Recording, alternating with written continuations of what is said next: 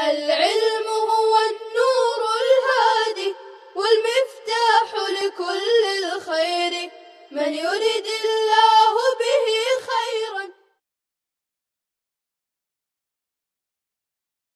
الحمد لله رب العالمين والصلاة والسلام على سيد الأنبياء والمرسلين وعلى آله وأصحابه أجمعين أما بعد. بسم الله الرحمن الرحيم. وللمرتهن أن يطالب الراهن بدينه ويحبسه به، اور مرتہن کے لیے جائز ہے کہ وہ راہن سے اپنے قرض کا مطالبہ کرے اور اپنے قرض کی وجہ سے وہ راہن کو قید بھی کرا سکتا ہے۔ وَإِنْ كَانَ الرَّهْنُ فِي يَدِهِ، اور اگر شیء مرہون مرتہن کے قبضے میں ہو، فَلَيْسَ عَلَيْهِ أَن يُمَكِّنَهُ مِنْ بَيْعِهِ حَتَّى يَقْبِضَ الدَّيْنَ مِنْ ثَمَنِهِ، تو مرتہن پر لازم اور ضروری نہیں ہے کہ وہ راہن کو شیء مرہون کے بیچنے پر قدرت دے یہاں تک کہ وہ دین پر قبضہ نہ کر لے اس کے ثمن میں سے۔ فَإِذَا قَضَاهُ الدَّيْنَ، چنانچہ جب راہن مرتہن کو اس کا قرضہ ادا کر دے، قِيلَ لَهُ، تو مرتہن سے کہا جائے گا سلم الرہن الیہ، شیء مرہون راہن کے حوالے کر دے۔ عزیز طلبہ، مصنف علیہ الرحمہ اس متن میں یہ مسئلہ بیان فرما رہے ہیں کہ مرتہن اپنے قرض سے متعلق راہن سے مطالبہ کر سکتا ہے، کیونکہ دین یہ مرتہن کا ہے، مرتہن اس دین کا مالک ہے اور مرتہن کا حق راہن سے متعلق ہے، لہٰذا وہ راہن سے مطالبے کا حق رکھتا ہے۔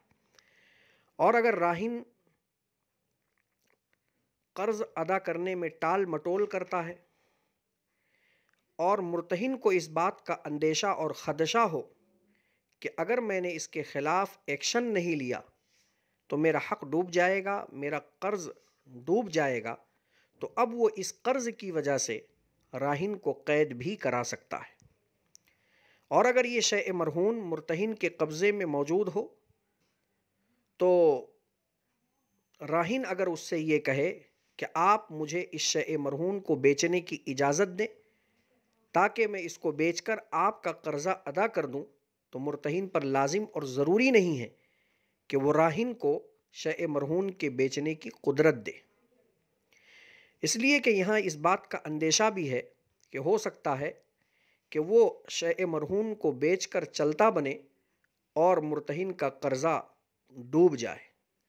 اس وجہ سے مرتہن پر یہاں جبر اور لازم نہیں کیا جائے گا کہ وہ راہن کو شیء مرہون کے بیچنے کی اجازت دے۔ البتہ اگر راہن مرتہن کا قرضہ ادا کر دیتا ہے تو اب چونکہ مرتہن کا کوئی حق راہن پر باقی نہیں رہا، لہٰذا اب مرتہن سے کہا جائے گا کہ شیء مرہون راہن کے حوالے کر دے۔ وَإِذَا بَاعَ الرَّاهِنُ الرَّهْنَ بِغَيْرِ إِذْنِ الْمُرْتَهِنِ، اور جب راہن شیء مرہون کو مرتہن کی اجازت کے بغیر فروخت کر دے، فَالْبَيْعُ مَوْقُوفٌ، تو بیع موقوف ہوگی۔ فَإِنْ أَجَازَهُ الْمُرْتَهِنُ جَازَ، پس اگر مرتہن اس بیع کی اجازت دے دے تو بیع نافذ اور جائز ہو جائے گی۔ وَإِنْ قَضَاهُ الرَّاهِنُ دَيْنَهُ، اور اگر راہن مرتہن کا قرضہ اسے ادا کر دے، جازا، تب بھی بیع نافذ ہو جائے گی۔ عزیز طلبہ، اس متن میں مصنف علیہ الرحمہ یہ مسئلہ بیان فرما رہے ہیں کہ اگر راہن شیء مرہون کو مرتہن کی اجازت کے بغیر فروخت کر دے، یہ سمجھتے ہوئے کہ میں تو شیء مرہون کا مالک ہوں، لہٰذا وہ مرتہن سے اجازت لیے بغیر اگر شیء مرہون کو فروخت کرتا ہے تو یہ بیع نافذ نہیں ہوگی بلکہ موقوف ہوگی، کیونکہ شیء مرہون کے ساتھ اب مرتہن کا حق متعلق ہو چکا ہے اور اسی تعلق بالحق کو مد نظر رکھتے ہوئے بیع کو نافذ نہیں کیا جائے گا بلکہ موقوف رکھا جائے گا۔ اب بیع کے نافذ ہونے کی دو صورتیں ہیں۔ پہلی صورت یہ ہے کہ مرتہن خود اس بیع کی اجازت دے دے تو صاحب حق اپنا حق خود ساقط کر رہا ہے، اس وجہ سے اب بیع نافذ ہو جائے گی، کیونکہ جس وجہ سے بیع موقوف تھی وہ اذن مرتہن کا نہ ہونا تھا، اور اب یہاں مرتہن نے جب اجازت دے دیا تو مرتہن کا اذن اور اس کی اجازت یہاں موجود ہے، لہٰذا بیع بجائے موقوف ہونے کے اب نافذ ہو جائے گی۔ دوسری صورت کہ راہن مرتہن کو اس کا قرضہ ادا کر دے، تب بھی بیع نافذ ہو جائے گی، کیونکہ بیع کے موقوف ہونے کی وجہ یہ تھی کہ شیء مرہون کے ساتھ مرتہن کا حق متعلق تھا، جو قرض کے ادائیگی کے بعد اب یہ حق کا متعلق ہونا باقی نہیں رہا، اس وجہ سے بیع نافذ ہو جائے گی۔ تیسرا متن وَإِنْ أَعْتَقَ الرَّاهِنُ عَبْدَ الرَّهْنِ بِغَيْرِ إِذْنِ الْمُرْتَهِنِ نَفَذَ عِتْقُهُ، اور اگر راہن شیء مرہون کے غلام کو آزاد کر دے مرتہن کی اجازت کے بغیر، نَفَذَ عِتْقُهُ، تو راہن کا غلام کو آزاد کرنا نافذ ہو جائے گا۔ عزیز طلبہ، اس متن میں اور اوپر والے متن میں ایک لطیف اور باریک فرق ہے کہ اوپر شیء مرہون اشیاء کے قبیل سے تھی، تو راہن نے اس شے کو مرتہن کی اجازت کے بغیر فروخت کیا تو بیع بجائے نافذ ہونے کے موقوف ہو گئی۔ علی اجازت المرتہن، مرتہن کی اجازت پر موقوف ہو گئی۔ اور یہاں جو متن آپ کے سامنے ابھی پڑھا گیا اور اس کا ترجمہ کیا گیا کہ یہاں شیء مرہون اشیاء کے قبیل سے نہیں ہے بلکہ غلام ہے، عبد رہن گروی رکھا ہوا غلام ہے، اور راہن اس غلام کو مرتہن کی اجازت کے بغیر آزاد کر رہا ہے، تو یہاں آزادی بلا اجازت مرتہن بھی نافذ ہو رہی ہے۔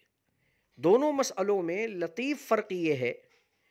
کہ چونکہ آزادی اور حریت یہ انسان کا ایک فطری حق ہے، اس لیے راہن کے آزاد کرتے ہی غلام آزاد ہو جائے گا،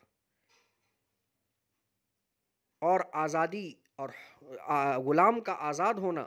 یہ مرتہن کی اجازت پر موقوف نہیں رہے گا۔ اس وجہ سے یہاں اس فطری حق کا خیال کیا گیا اور مرتہن کی اجازت کی پرواہ نہیں کی گئی۔ اب یہاں سوال یہ ہوا کہ چونکہ مرتہن کا حق شیء مرہون سے متعلق تھا تو یہاں تو مرتہن کا نقصان ہو گیا، تو اب آگے دو صورتیں مصنف علیہ الرحمہ بیان فرما رہے ہیں۔ پہلی صورت ہے فَإِنْ كَانَ الرَّاهِنُ مُوسِرًا، پس اگر راہن مالدار ہے، وَالدَّيْنُ حَالًا، اور دین بھی فوری ہے، طُولِبَ بِأَدَاءِ الدَّيْنِ، تو ادائیگی دین کا راہن سے مطالبہ کیا جائے گا۔ وَإِنْ كَانَ مُؤَجَّلًا، اور اگر دین ادھار ہے، أُخِذَ مِنْهُ قِیمَةُ الْعَبْدِ، تو راہن سے غلام کی قیمت لے لی جائے گی، فَجُعِلَتْ رَهْنًا مَكَانَهُ، اور غلام کی جگہ پر اس قیمت کو گروی رکھا جائے گا، حَتَّى يَحِلَّ الدَّيْنُ، یہاں تک کہ دین کے ادائیگی کا وقت آ جائے۔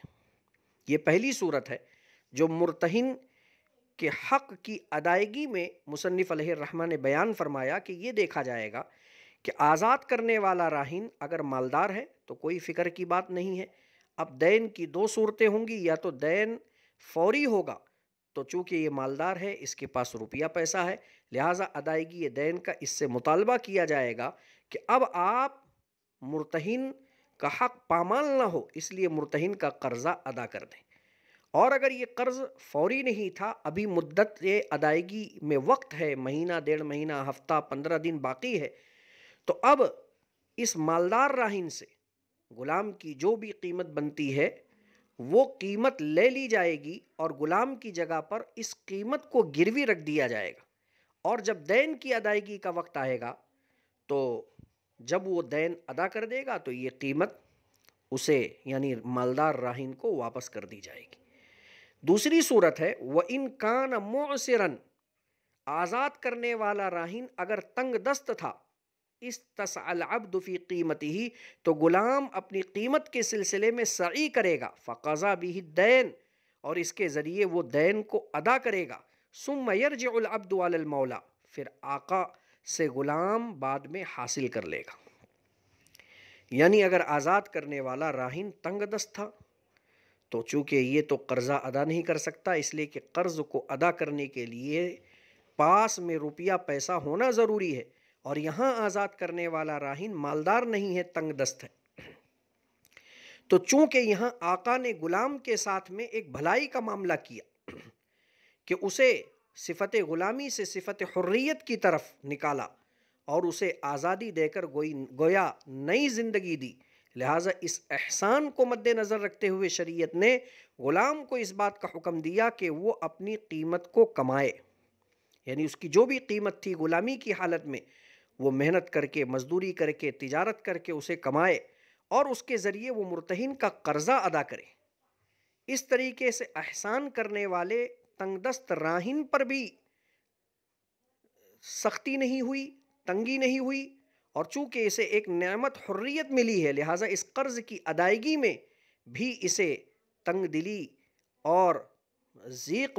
محسوس نہیں ہوگی، اور مرتہن کا قرضہ بھی ادا ہو جائے گا۔ البتہ غلام نے جو قرضہ ادا کیا ہے، جب یہ دیکھے کہ میرے آقا کے پاس مال آ گیا ہے تو وہ اپنے آقا سے ادا کیے ہوئے قرضے کو واپس لے سکتا ہے۔ وَكَذَلِكَ إِنِ اسْتَهْلَكَ الرَّاهِنُ الرَّهْنَ، اور ایسے ہی اگر ہلاک کر دے راہن شیء مرہون کو، یعنی اگر راہن شیء مرہون کو ہلاک کر دے تو یہی مسئلہ ہوگا کہ اگر وہ مالدار ہے اور دین فوری ہے تو فوری دین کا اس سے مطالبہ کیا جائے گا، اور اگر دین ادھار ہے تو اس کے پاس سے کوئی اور چیز یا اس شیء مرہون کی قیمت کو لے کر گروی رکھا جائے گا تاں آ کے ادائیگی دین کا وقت آ جائے، اور اس کے بعد اگر وہ دین کو ادا کرتا ہے تو وہ رکھی ہوئی قیمت یا رکھی ہوئی شے اسے واپس کر دی جائے گی۔ یہ اسی طریقے سے مسئلہ ہوگا۔ وَإِنِ اسْتَهْلَكَهُ أَجْنَبِيٌّ، اور اگر